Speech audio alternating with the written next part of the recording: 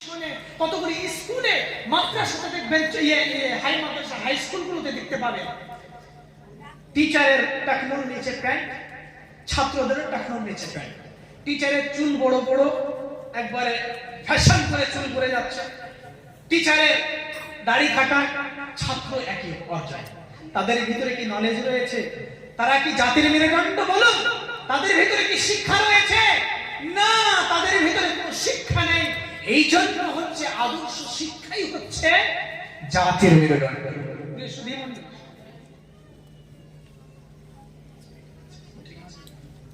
বৃহস্পতি মন্ডল বলছি না, আদর্শ শিক্ষাই জাতির মেরুদণ্ড। আদর্শ শিক্ষা কোনটা? আদর্শ শিক্ষা হচ্ছে এটাই, কোরআনের শিক্ষাটাই হচ্ছে আদর্শ শিক্ষা। যার ভিতরে কোরআনের নলেজ নেই, কোরআনের শিক্ষা নেই, তার ভিতরে কিছুই নেই, সেই অজ্ঞ মূর্খ বর্বরতাই ডুবে রয়েছে। কারণ স্ত্রীর সাথে কি আচরণ, বাবা মার সাথে কি আচরণ করে থাকে না। রাসূল আকরাম সাল্লাল্লাহু আলাইহি ওয়াসাল্লাম, এই সংক্ষিপ্ত সময়ে তিনটা হাদিস ছোট ছোট ভাবে আপনাদের সামনে শুধু অনুবাদ করছি, আর একটা কোরআনের আয়াত। কি আল্লাহ রাসূল বলছেন, তিনটা না বলে একটাই যথেষ্ট। আল্লাহ রাসূল বলছেন, তোমাদের স্ত্রীদেরকে আল্লাহর সন্তুষ্টির জন্য এক লোকমা যদি খাবার তুলে দাও মুখে, সেটাই হয়ে যাবে কি সাদাকায়ে জারিয়া। সুবহানাল্লাহ।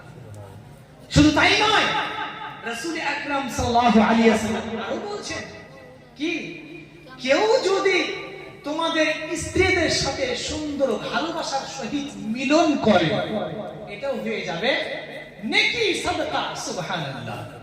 সাহাবীগণ জিজ্ঞাসা করছেন, ইয়া রাসূলুল্লাহ, ইয়া হাবিবাল্লাহ, আমাদের স্ত্রীর সাথে যৌন মিলনে আলিঙ্গন করব, যৌন মিলনে লিপ্ত হব, এতে নেকি আছে, কি করে হতে পারে?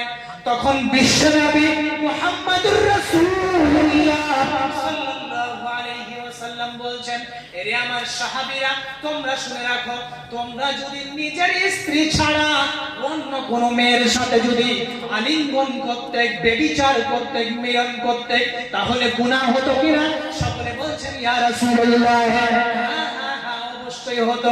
তেমনি ভাবে বিশ্বনবী বলছেন, তোমরা যদি নিজের স্ত্রীর সাথে সুন্দরভাবে ভালোবাসার সহিত যদি কি করো, মিলন করো, তাহলে সাদকা তুল্য নেকি রয়েছে। আলহামদুলিল্লাহ। শুধু তাই নয়, হযরত আয়েশা রাদিয়াল্লাহু তাআলা আনহার দরবারে একজন মহিলা দুটো ছোট ছোট বাচ্চাকে নিয়ে এসে হাজির। তিনি বলছেন, হাজির ভিক্ষা চাইতে এসেছে। আয়েশার বাড়িতে কিছুই নেই, রাসূল বাড়িতে নেই, এমন তো অবস্থা একটাই খাজুর রয়েছে। মহিলাকে যদি খাজুরটা দিয়ে দেবে, রাসূল আসবে, খানা চাইবে, কি দিবে? ভিক্ষাকে দিতেই হবে। রাসূল বলেছেন, কেউ যদি ঘোড়াতে চেপে যদি আসে ভিক্ষা চাইতে, তাকে পারলে কিছু না কিছু দিবা। তেমনি ভাবে হযরত আয়েশা রাদিয়াল্লাহু তাআলা আনহা দুটো কচি কচি মেয়ে মহিলাটা এদিকে এসে ভিক্ষা চাইছে, একটাই খাজুর আছে, খাজুরটা দিয়ে দিলেন মেয়েটার দিকে দেখে। সেই মহিলাটা খাজুরটাকে দুই টুকরো করে দুইজন কন্যার মুখে দিয়ে দিলেন, হাফ হাফ করে।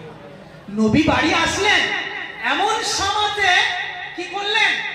নবী করিম সাল্লাল্লাহু আলাইহি ওয়াসাল্লামের সামনে সম্পূর্ণ এই কথাগুলো তিনি বললেন হযরত আয়েশা, যে এইভাবে এইভাবে হয়েছে। তখন নবী বলছেন, বিশ্বনবী মুহাম্মদুর রাসূলুল্লাহ সাল্লাল্লাহু আলাইহি ওয়াসাল্লাম বলছেন, এরে আয়েশা শুনে রাখ, মানিবতুলিয়া মিনাল বানাত বিশাইইন ফাহসিনি ইলাইহিন্না।